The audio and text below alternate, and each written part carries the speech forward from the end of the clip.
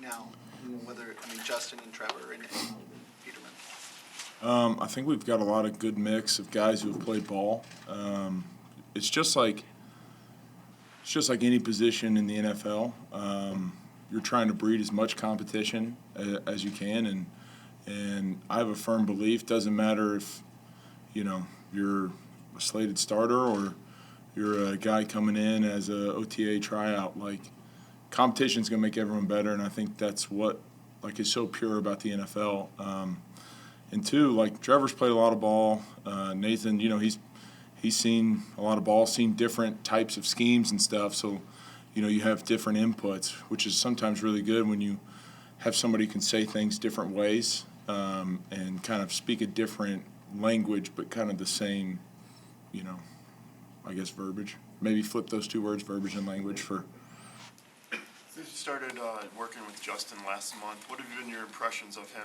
Would you say as a player, a teammate, and also as a person? Fast. Yeah, he can get moving pretty quick. No, he's a fun guy. He's young, so he likes to have the juice and the energy, and he's got a live arm. I mean, there were a few throws he made today where that ball just, it's like it keeps getting faster in the air. And he's soaking everything up, whether it's coaches, me, or stuff he's telling me. I mean, it's really good. I mean, he's couldn't have a better start to a working relationship. It sounds like is he almost beyond your expectations of what you thought out of him in terms of his arm and the things you were just. I mean, I have pretty high expectations. You don't get drafted as high as he does, in the National Football League just for. Kind of having a wet noodle or, slow feet. He's really talented. I thought he was going to be really good, and he's exceeding my expectations. Lucas, on the topic of competition, the general manager went out on draft weekend and added 4 guys to the offensive line room with the express intent of creating competition. What do you want to see in that group over the next month plus to feel like it's in the right direction headed to camp? Every day, get better and compete and get tough.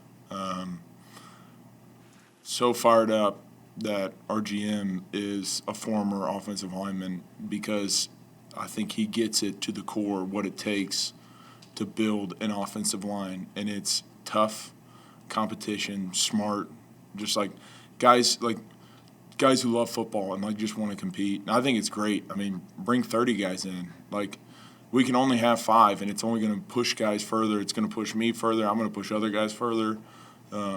I can't think of a better scenario, even for me as a veteran, having so many young guys that, they see different things or they're asking me questions. And I got to be even more on top of my game and what I know mentally, because I know they're going to ask a ton of questions and I have to be right. So it's all around, there's a ton of great things. He expressed a couple months ago his confidence in you as a tone setter. I'm curious if you could describe for us what that means to you, just to be able to instill the edge in that group up there. Yeah, I mean, football's played a certain way. It's not a contact sport; it's a collision sport, and we as the offensive line have 2 duties on whether it's a run or pass. If it's a run, we're denting the defense.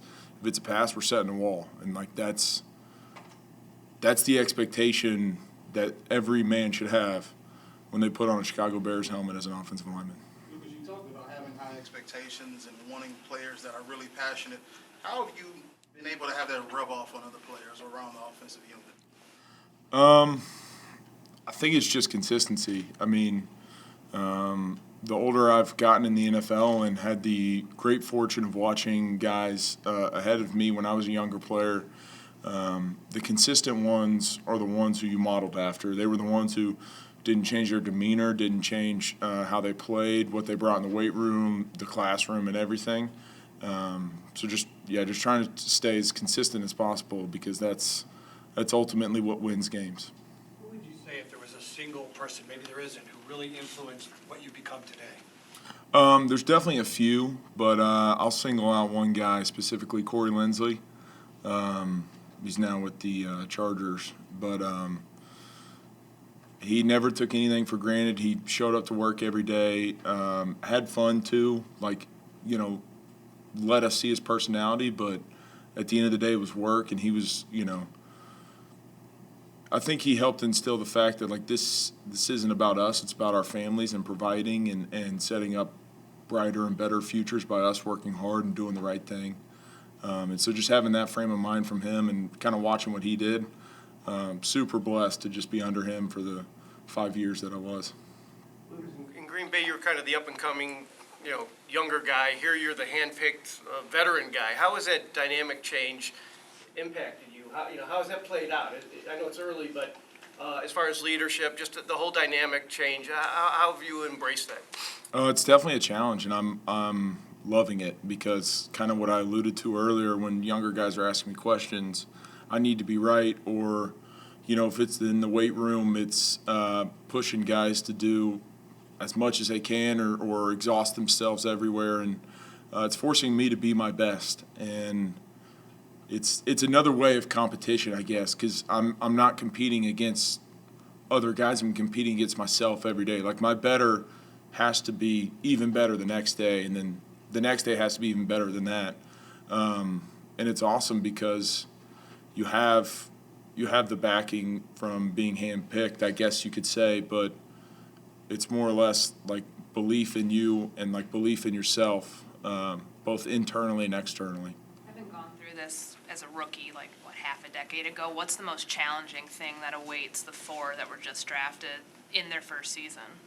Playing fast. So I think that's the toughest thing to adjust the NFL because all these guys have, the talent, the speed, the physicality, but it's applying that inside the scheme of football and being able to play fast. So I know there's a lot of people who study 40s and everything, but you can have a guy who runs a 5.4 at O-line and a 4.8, and the 5.4 guy's going to play faster because he knows what he's doing. He knows what the defense is going to do and can anticipate the snap count and get off the ball and get to his assignment. So I think that's the toughest thing because there's so much information, like so many nuances in our offense, and then you're facing a different defense possibly each week, and you have to be able to know stuff like the back of your hand. How about the 2 second-year guys, and Larry and Tevin? How do you see them settling in, building confidence on your edges there?